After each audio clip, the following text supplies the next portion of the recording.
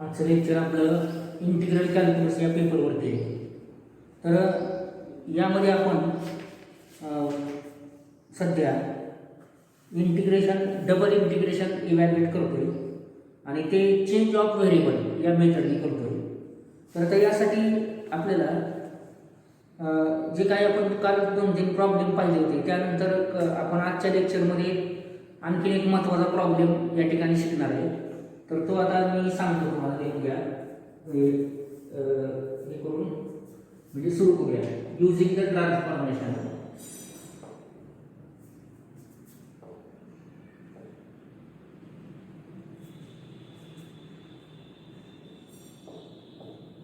Using the transformations x square upon y is equal to u, y square upon x is equal to v. Find integration of integration x square y square dx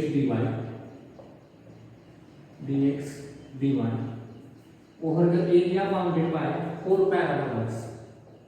Over the area bounded by 4 parabolas.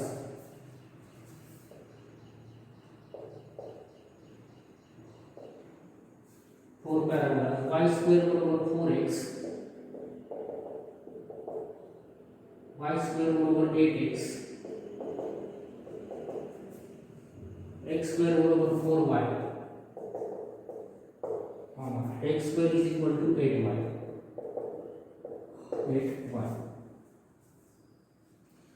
तर आता अशा रीतीने या ठिकाणी transformation आपल्याला दिलेले आहे. बघा, using the transformations x square upon y is equal to u and y square upon x is equal to v. तर आता हे इंटिग्रेशन इव्हॅल्युएट करायचे. तर त्याला आपण I नाव देऊ. I is equal to integration of integration x square y square dx dy. तर हे इंटिग्रेशन आपल्याला या ठिकाणी इव्हॅल्युएट करायचे over the area bounded by this 4 parabolas. आता हे पॅराबोलाचा आपण स्केच फाइंड करू. तर आता रीतीने मी x ॲक्सिस हे y ॲक्सिस येईल. x ॲक्सिस हा y axis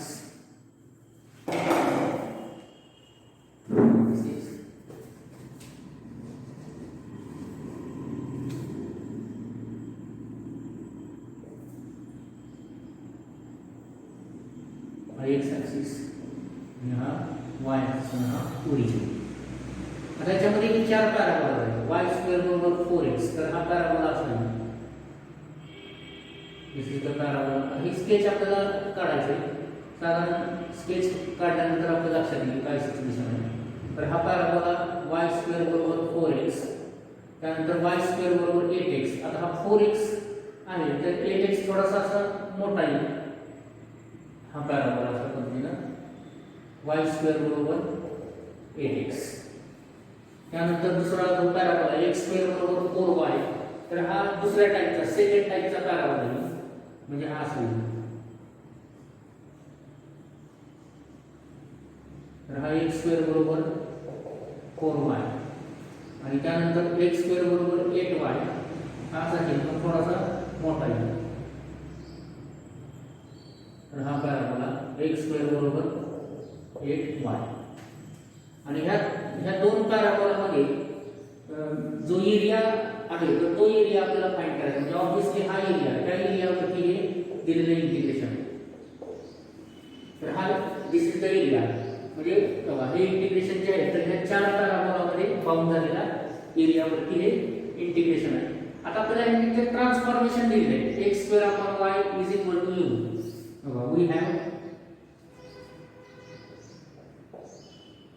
We have x square upon y is equal to u and y square upon x is equal to v. तर आता या ठिकाणी जे ट्रान्सफॉर्मेशन आहे तर त्या ट्रान्सफॉर्मेशनचा आणि ह्या रिजनचा आपल्याला u आणि v मध्ये ट्रान्सफर करायचं आहे. तर ही x y प्लेन आहे. तर आता आपल्याला u v प्लेन साठी हे इक्वेशन जे आहे तर ते नवीन इक्वेशन किंवा नवीन रिजन आपल्याला फाइंड करायचं आहे. त्यासाठी तर आता इथं पहिला पॅराबोला दिला आहे तर तो y square is equal to 4x आहे. तर हे 4 इकडे शिफ्ट केलं म्हणजे y square upon x is equal to 4 येईल. म्हणजे ह्याच्यावरून आपल्याला y स्क्वेअर अपॉन x हे पहा वाय स्क्वेअर अपॉन एक्स म्हणजे व्ही बरोबर काय येईल 4 येईल. तर हे v इज इक्वल टू 4. आता तसं दुसरा parabola y square is equal to 8x आहे.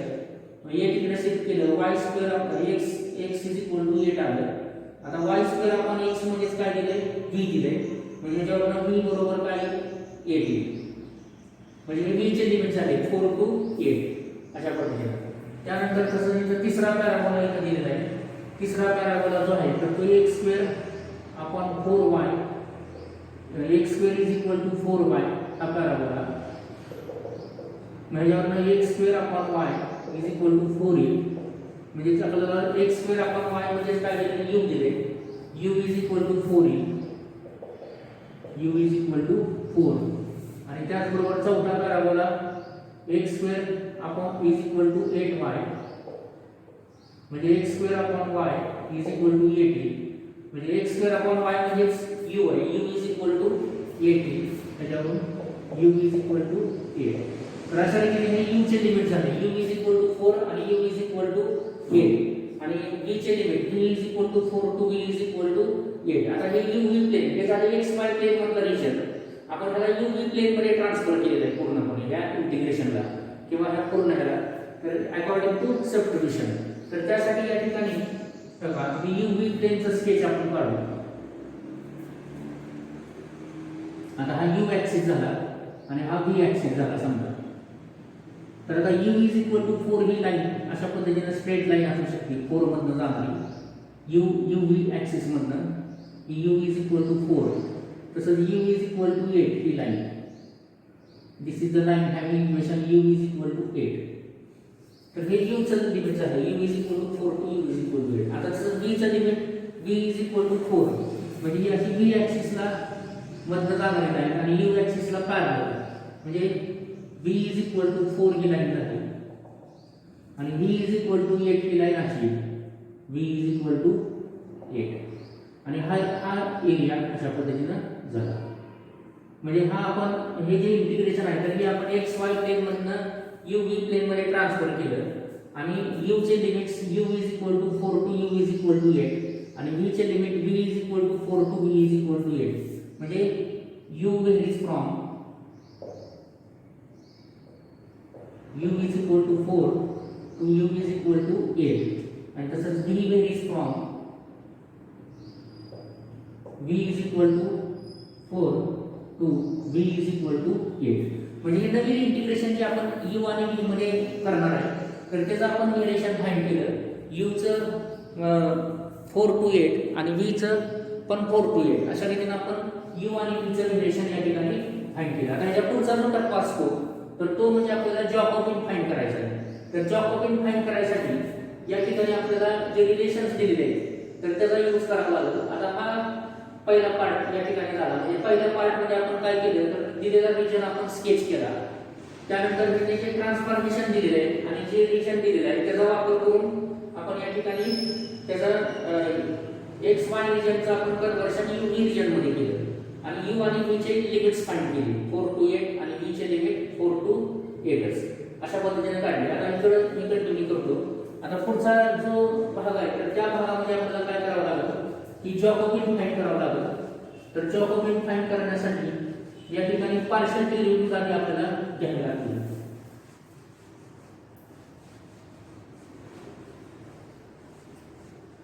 तर त्यासाठी आता या ठिकाणी जे आपल्याला कन्वर्शन दिलेलं आहे तर ते आपण इथे कन्सिडर करूया.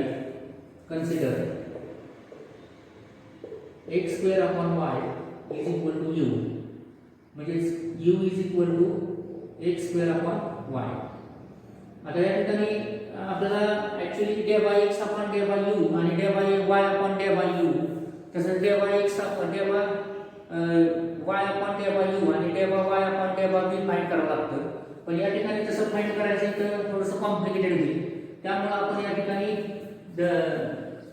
Day by u upon d by x find करू. म्हणजे d by u upon d by x is equal to 2x upon y तसंच d by u upon d by y. आता त्यासाठी x स्क्वेअर कॉन्स्टंट राहील आणि 1 upon y चा derivative minus 1 upon y square येईल.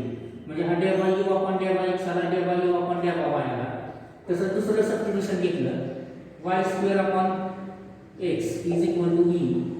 तसंच या ठिकाणी दॅट इज बी बरोबर वाय स्क्वेअर अपॉन एक्स. म्हणजे त्यावरून डेबा बी अपॉन डेबा एक्स फाइंड करू. तर इथं वाय स्क्वेअर कॉन्स्टंट राहील आणि 1 अपॉन एक्स चा derivative minus 1 upon x square येईल. म्हणजे डेबा बी अपॉन डेबा एक्स अशा पद्धतीनं minus y square upon x square मिळालं. तसंच डेबा बी अपॉन डेबा वाय इज इक्वल टू आता त्याचा with respect to y derivative म्हणजे 2y अपॉन एक्स मिळालं. तर हे 4 पार्शियल डेरिव्हेटिव्ह आपण आता फाइंड केले. आता यानंतर पुढच्या टप्प्यामध्ये त्याचा जॅकोबिन फाइंड करू. ऍक्च्युली आता हा जॅकोबिन असा येईल डेबा ऑफ यू व्ही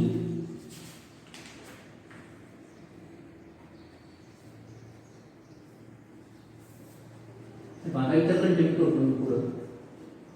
तर हे u ची आणि v ची लिमिट लक्षात ठेवा.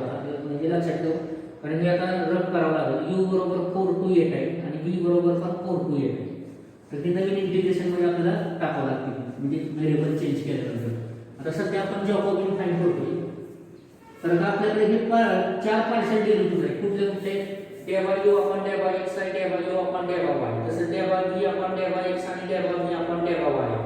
त्यामुळे आता या ठिकाणी आपल्याला हा जॅकोबिन काढता येईल. म्हणजे डेबा यू व्ही अपॉन डेबा ऑफ एक्स वाय फाइंड करता येईल. डेबा ऑफ यू व्ही अपॉन डेबा of x y is equal to determinant of. आता ऍक्च्युली आपल्याला डेबा ऑफ एक्स वाय अपॉन डेबा ऑफ यू व्ही काढायचं आहे. कारण आपण एक्स वाय व्हेरिएबल हे यू व्ही व्हेरिएबल मध्ये ट्रान्सफर करतोय. पण आपल्याकडे जे डेरिव्हेटिव्ह अवेलेबल आहेत तर त्यानुसार आता हा डिटर्मिनंट किंवा हा जॅकोबिन काढता येईल आपल्याला. तर डेबा ऑफ यू व्ही अपॉन डेबा ऑफ एक्स वाय. तर त्याचा मी परवा फॉर्म्युला दिला होता. तर ह्या फॉर्म्युलाप्रमाणे या ठिकाणी डेबा जसं आपण कालच्या प्रॉब्लेममध्ये फाइंड केलं तसं या ठिकाणी डेबा ऑफ एक्स वाय. तर या ठिकाणी काही डेबा यू अपॉन डेबा एक्स डेबा यू अपॉन डेबा वाय अशा पद्धतीने येईल. डेबा यू अपॉन डेबा एक्स डेबा यू अपॉन डेबा वाय आणि तसंच खाली डेबा यू अपॉन डेबा डेबा व्ही अपॉन डेबा एक्स आणि डेबा व्ही अपॉन डेबा वाय. तर हा फॉर्म्युला वरून आपण हे चेंज केलं म्हणजे एक्स यू आणि व्ही आणि खाली एक्स आणि वाय आले. त्यामुळे त्यासाठी हा फॉर्म्युला आपण इथं चेंज केला. आता ह्याच्यामध्ये आपण त्या किमती टाकल्या ज्या आपण फाइंड केल्या पार्शियल डेरिव्हेटिव्हच्या. आता डेबा यू अपॉन डेबा एक्स किती आहे बघा 2x अपॉन वाय. आता डेबा यू अपॉन डेबा वाय किती आहे minus x square upon y square. तसंच डेबा व्ही अपॉन डेबा एक्स आहे minus y square upon x square आणि हे डेबा व्ही अपॉन डेबा y it is 2y upon x आहे. तर हा डिटर्मिनंट आपल्याला सॉल्व्ह करावा लागेल. म्हणजे हे क्रॉस मल्टिप्लाय केलं तर 4 हे पहा 4 2 टू द 4 या ठिकाणी xy अपॉन yx येईल आणि मायनस हे मायनस मायनस प्लस होईल x square Y square upon x square Y square. तर हे क्रॉस मल्टिप्लाय केलं ते सिम्प्लिफाय केलं. आता इथं y कॅन्सल x कॅन्सल 4 राहील. तसंच x square Y square also cancel 1 राहील म्हणजे इथं 3 आला. 4 minus 1 is 3. This is डेबा यू व्ही अपॉन डेबा ऑफ एक्स वाय.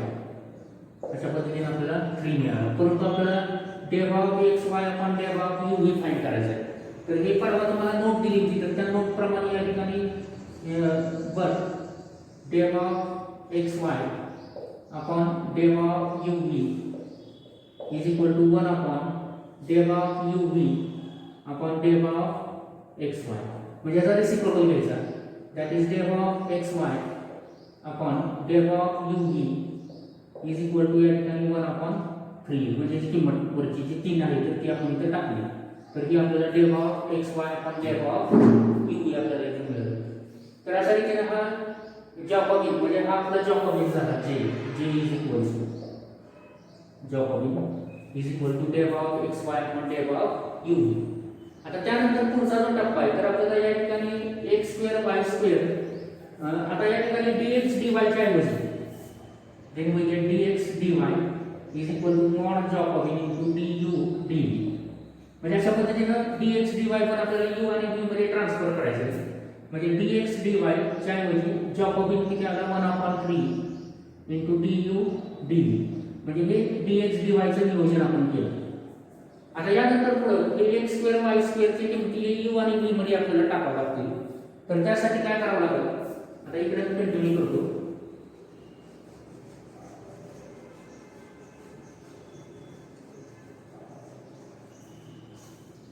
तर त्यासाठी हे दोन रिलेशन, हे जे दोन कन्व्हर्शन दिले तर ते कन्सिडर केले.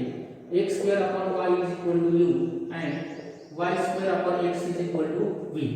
आता हे दोन कन्व्हर्शन जे दिले म्हणजे आपल्याला एक्स आणि वायच्या किमती ह्या यू आणि व्ही मध्ये फाइंड करायच्या, म्हणजे एक्स वायच्या किमती. तर त्यासाठी हे दोन इक्वेशन आपण मल्टिप्लाय केले. मल्टिप्लाय तर या ठिकाणी इथे एलएचएस काय, x square upon y into इथे काय y square upon x is equal to u into v. म्हणजे हे दोन इक्वेशन जे दिलेले आहेत तर ते आपण या ठिकाणी काय केले, मल्टिप्लाय केले. आता इथं y ला स्क्वेअर कॅन्सल, x ला स्क्वेअर कॅन्सल, म्हणजे या ठिकाणी x y इथे राहिलं is equal to u v मिळेल. म्हणजे x y is equal to आपल्याला काय मिळेल, u v मिळेल. म्हणजे x y च्या जागी u v मिळेल. म्हणजे x स्क्वेअर y स्क्वेअर च्या ऐवजी u स्क्वेअर v स्क्वेअर मिळेल. झालं. तर मग गिवन इंटिग्रेशन जे आहे, गिवन इंटिग्रेशन बिकम्स, बघा आता आपले जे इंटिग्रेशन आहे तर i is equal to integration of integration, म्हणजे हे x आणि y चे जे आहे तर ते कन्वर्शन u आणि v मध्ये आपण ट्रान्सफर केलं. तर u चे limit 4 to u is equal to 8 आणि v चे पण limit v is equal to 4 to v is equal to 8. मग असे आपण लिमिट काढले होते u चे आणि v चे, तर हे या ठिकाणी आपण पुट केले. तर u चे आणि v चे लिमिट्स या ठिकाणी 4 टू 8 आणि 4 टू 8 टाकले. त्यानंतर इथे x स्क्वेअर y स्क्वेअर आहे तर आपण x y बरोबर u घेऊ. म्हणजे x स्क्वेअर y स्क्वेअर पण काय u स्क्वेअर v स्क्वेअर येईल. त्यानंतर dx dy त्याच्यासाठी आपण इथे किंमत काढली which is 1/3 into du d.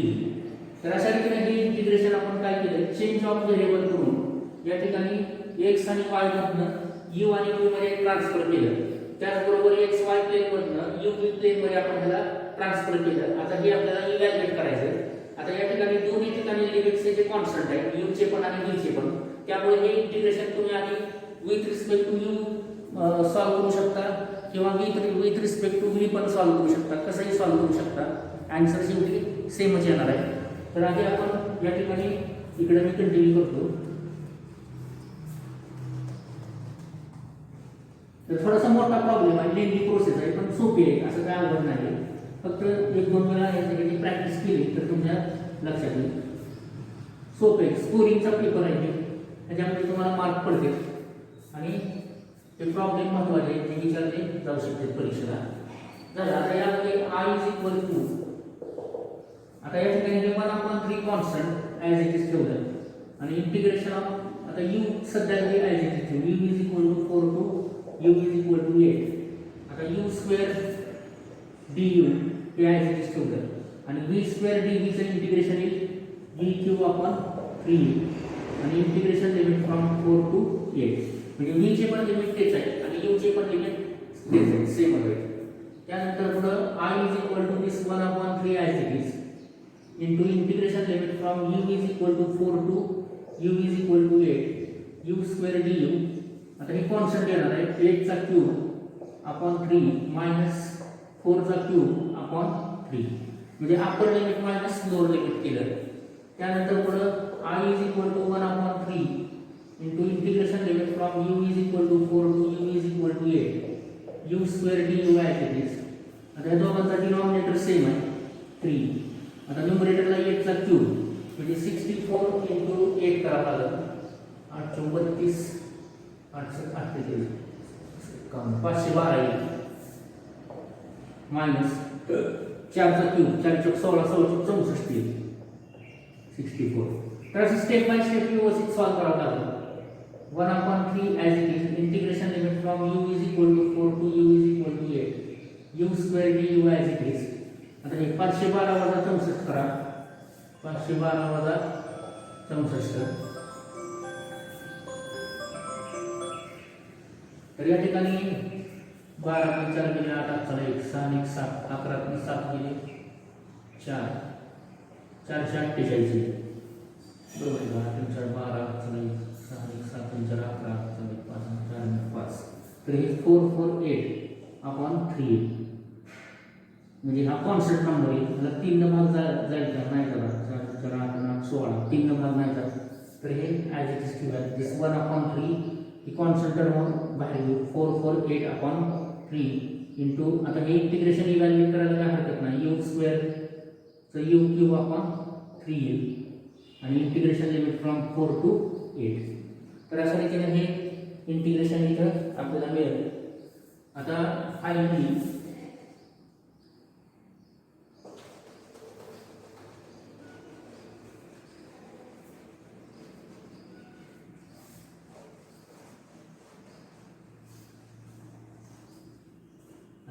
I is equals to this 1/3 as it is into this 448/3 as it is into, आता हे पण सेमच आहे बघा, हे जसं b क्यूब अपॉन 8 3 4 to 8 होतं, सेम या ठिकाणी आपण सॉल्व्ह केलं. तसंच या ठिकाणी b च्या जागी u आहे, मात्र लिमिट्स तर सेमच आहे, त्यामुळे ह्याचं पण उत्तर किती येणार, 448/3 येणार त्या इंटिग्रेशनचं. म्हणजे upper limit minus lower limit वगैरे केल्यानंतर 448/3. फायनली ह्याचा आन्सर आता या ठिकाणी आपण कॅल्क्युलेटर यूज करू शकतो. तर कॅल्क्युलेटरचा यूज करून वरती जे खाली तर मल्टिप्लिकेशन 9 येईल आणि वरती 448 × 448. तर कॅल्क्युलेटर आपल्याला अलाउड आहे, तर कॅल्क्युलेटर आपण यूज करून या ठिकाणी 448 चा स्क्वेअर इथं 200,704 200,704/9 असं याचं ॲन्सर येईल. आणि हे फ्रॅक्शनमध्ये म्हणजे पॉईंटमध्ये काढलेलं आहे, तर त्याला डिवायडेड बाय 9 जर आपण केलं, डिवायडेड बाय 9, तर या ठिकाणी 22,300